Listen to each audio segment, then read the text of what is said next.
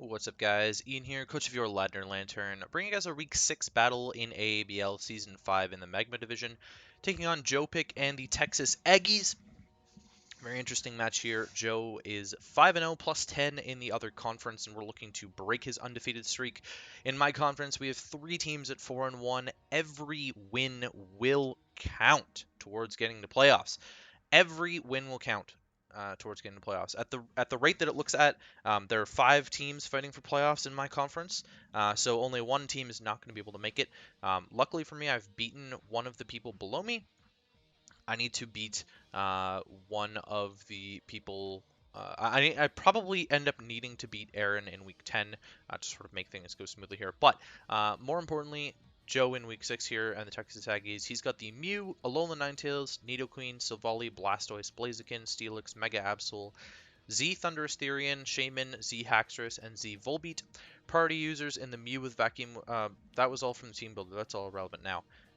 I expected the Mew and it's not here, so I'm actually really happy about that because Mew would have been super annoying to deal with. I basically brought the Persian specifically to deal with Mew. Alolan Ninetales I knew was coming. It was definitely quite a problem. I expected the Haxorus, I expected the Absol, I expected the Nidoqueen, I expected the Thundurus to be able to break through my waters. Silvally I'm a little iffy on. I'm not sure what type he would want to be. I thought that maybe Shaman would come in that slot or Blastoise would come in that slot. This team looks very, very weak to my Mega Charizard X. I'm not entirely sure what he wants to do with that Silvally. I'm not sure why it's on my screen.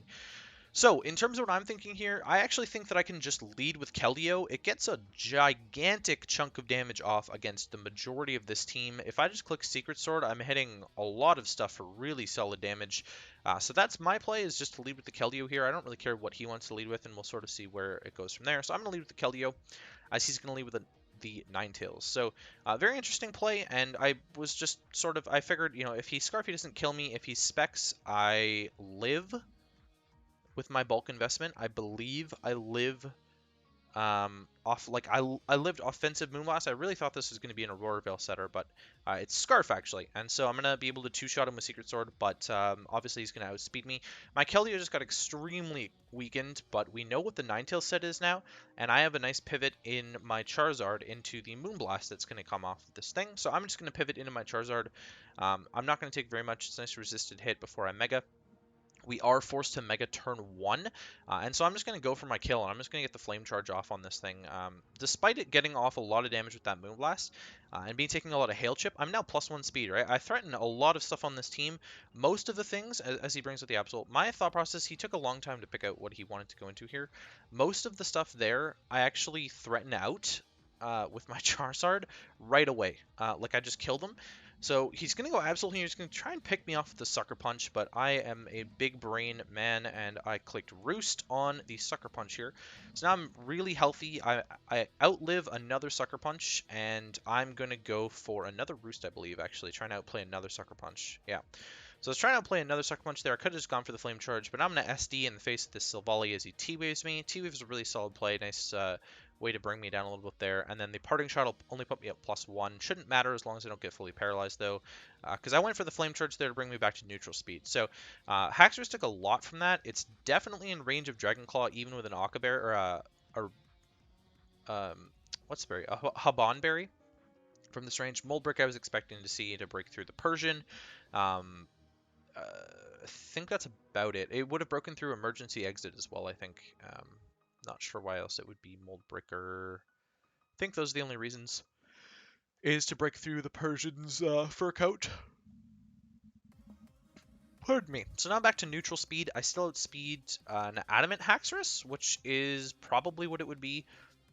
Doesn't make all that much sense to be Jolly, so I'm just going to go for it, honestly, and I claim the kill on the Haxorus here with Dragon Claw, which is super solid. Thundee comes in. It's actually a roll for me to kill it with Dragon Claw at this range at +1.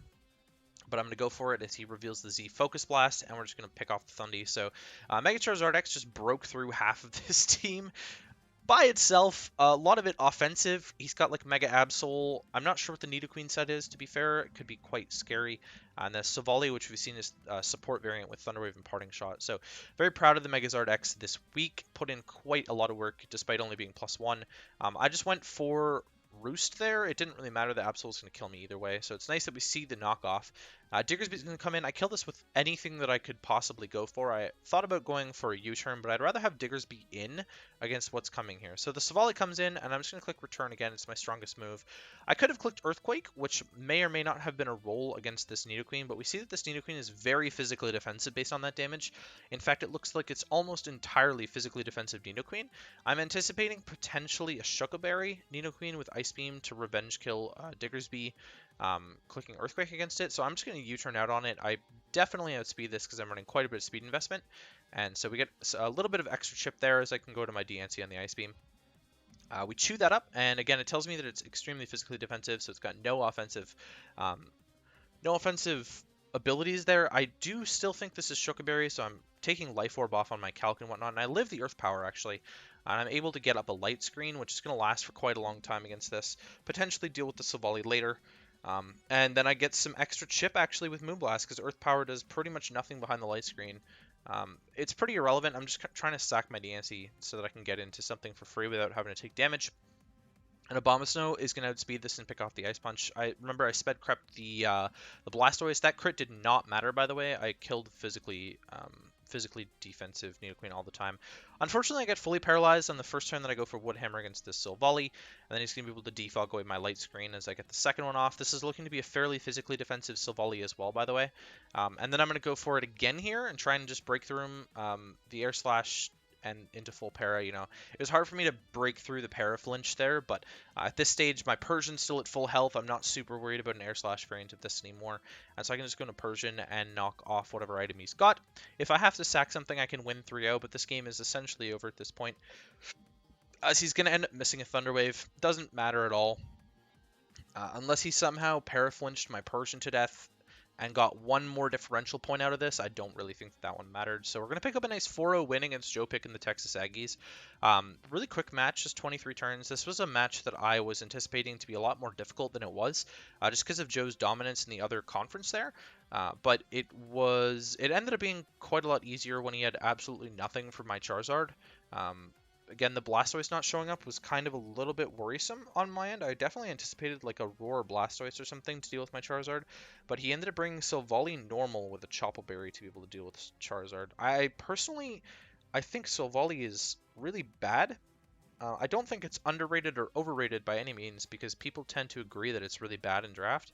But I don't know about the Silvally normal play. I'm not sure. He showed his entire moveset, didn't have Roar at all.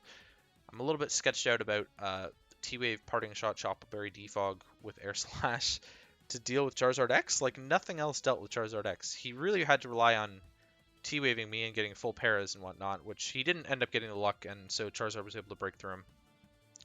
That's about it on that front. Next week we take on the Ohio State Barboach, which I believe is Red the Demon King. It is indeed Red the Demon King. It should be an interesting one. He's not doing super well in the other conference right now. In our conference right now, he's one of the 1-4 teams at the bottom of the table. One of the teams that is looking like they likely will not make playoffs in the Blaze conference, which is my conference. It's week 7 now, though, so we move ourselves to 5-1 plus 7. 5 wins is a big, big, big deal. Once we hit 6, we're almost clinched for playoffs. 7, I believe, will entirely clinch us for playoffs, depending on the context of the conference at the time. It really depends on sort of some of the week 7 results to see if I'm going to be able to clinch playoffs or not above that 5th place team.